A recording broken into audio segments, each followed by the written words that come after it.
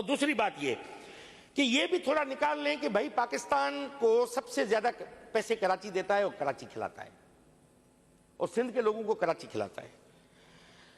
यार दो चीजें होती हैं, मैं कोई इकोनॉमिस्ट नहीं हूं, मगर आम सी चीजें हैं जो कोई भी गंवार भी समझ सकता है।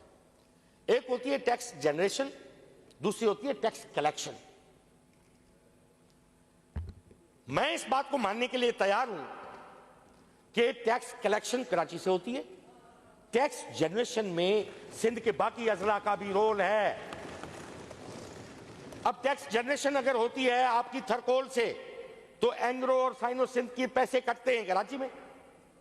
यूबीएल का हेडक्वार्टर यहां पे है। पाकिस्तान की 5 बड़ी जो कंपनीज हैं जो सबसे ज्यादा टैक्स देने वाली, ओजीडीसीएल, पीपीएल, यूबीएल और 2 दूसरी है।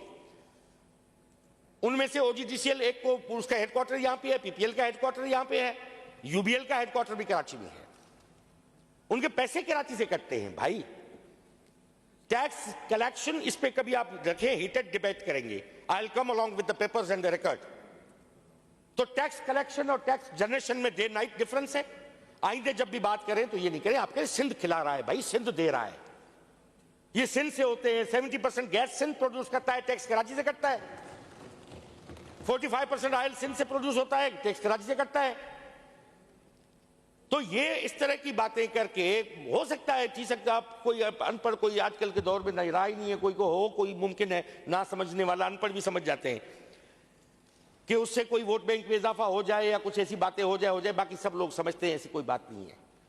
तो मैं ये कहना चाह रहा हूं कि आए इस चीज को खत्म करें यहां पे, और इस करने से कोई हासिल हमें नहीं होना है। लाखों में यहां कोई खुश बयान है, लाखों में यहां कोई खुश बयान है, कोई जबान दराज तो कोई बेजुबान है। मैं हो सकता हूं जबान दराज, मैं बेजुबान किसी को नहीं कहता। लाखों में यहां कोई खुश बयान है, कोई जबान दराज तो कोई बेजुबान है। जितने भी तीर थे तेरे